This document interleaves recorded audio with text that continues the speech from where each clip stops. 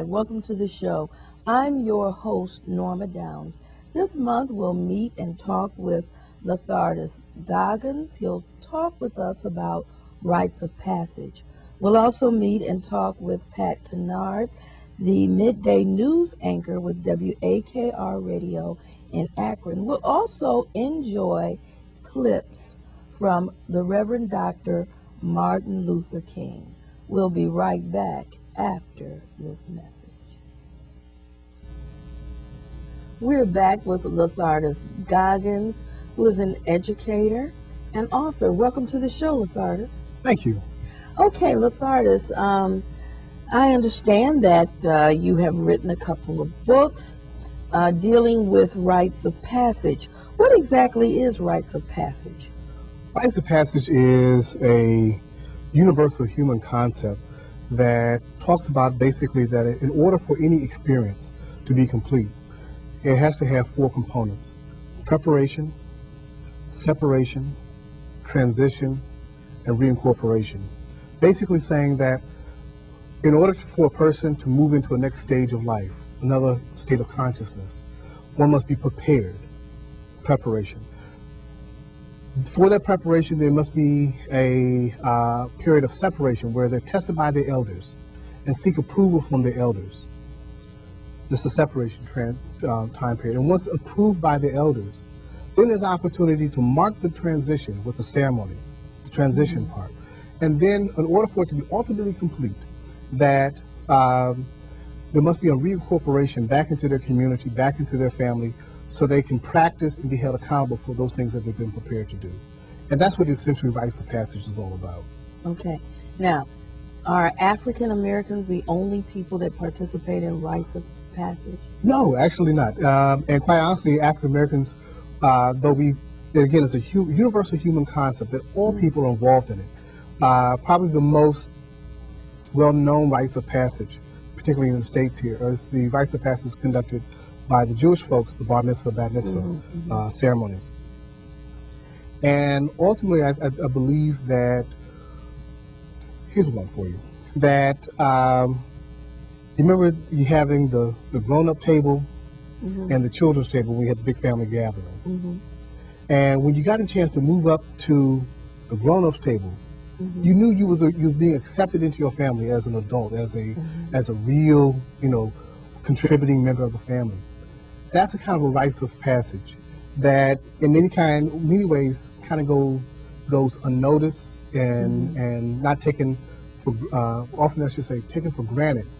And what I'm trying to talk about in the books and in some of the other things I'm involved in is that we need to move that into our conscious mind and make that more deliberate, not just something that kind of happens, but make it something that we understand as a part of good, healthy human development.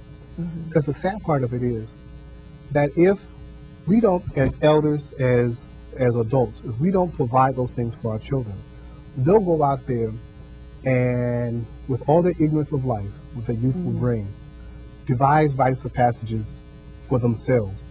So you get the gang initiations, you get pregnancy as a badge of fatherhood, or a badge or I should say a badge of womanhood, or a badge of manhood.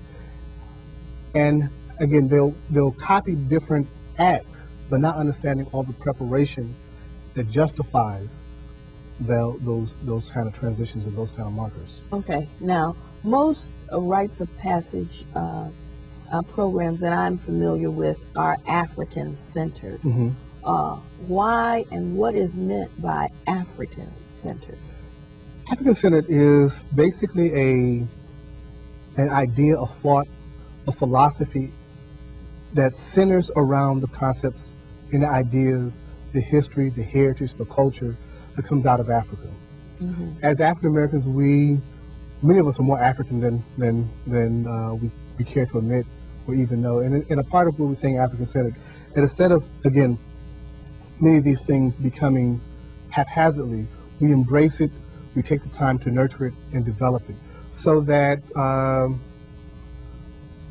things that we tend to associate with ourselves, the concept of spirituality, is crucial for something to be African-centered. If it's going to be African-centered, it has to be spiritually based. concepts of motion, movement, energy, verb, as some scholars have talked about, are part of the African-centered tradition. And so the ceremonies have to have a certain life and movement to them. Concepts of harmony and connectedness and communalism with one another and with the greater universe are part of the concept. Issues of oral tradition, that in many cases you go to these rites of passage programs or people involved in the rites of passage process, you see that there's some kind of speech or some kind of oral storytelling. Yes, that's a part of it. A part of that, again, the oral tradition. And as you know, that when we get together, we like to tell a good story. That comes out of that oral tradition. Such things as expressive individualism. That every person has a unique genius, a unique talent, a unique gift of God that they must develop in order for a community to flourish, develop, thrive. So that as an individual, I have to find my unique genius and prepare myself to express it successfully. At the same time, as we talked about communalism and harmony, that my unique genius cannot be so unique that it's disruptive. So I have to find myself within the community context and provide that uniqueness that God has put into me to help my family, to help my community, to help the world that I live in. So these are some of the basic characteristics that when we talk about African-centered, it's not just the kente cloth, it's not red, black, and green and those kind of things. So those are just some outward manifestations of it. The essence of it are these basic characteristics that underlie, that provide the foundation and provide the lens, if you will, to look through and to examine the world around you and to interact in and provide, again, the philosophical foundations for why we do what we do. Okay, now, in our community, in the African American community, for many, many years, rites of passage per se, as structured as it is now, has been lacking. Okay, why is it important in our community that we embrace and accept and do this? It becomes primarily an issue of transition into the next culture.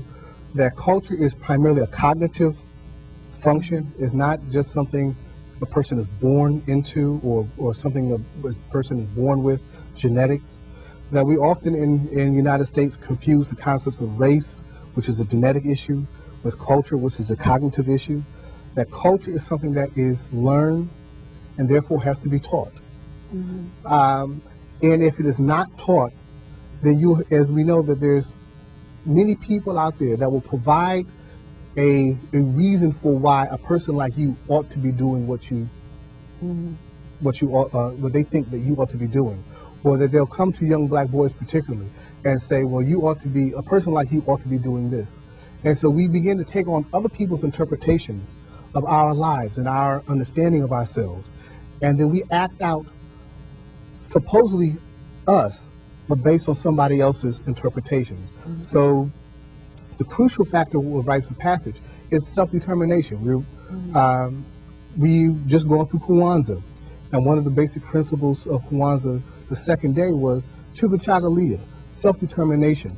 So that a part of what we're talking about with rites of passage is defining for ourselves our community, our understanding, our way of viewing the world, so that we act out of our own best interest and be able to provide our unique genius to the human dilemma.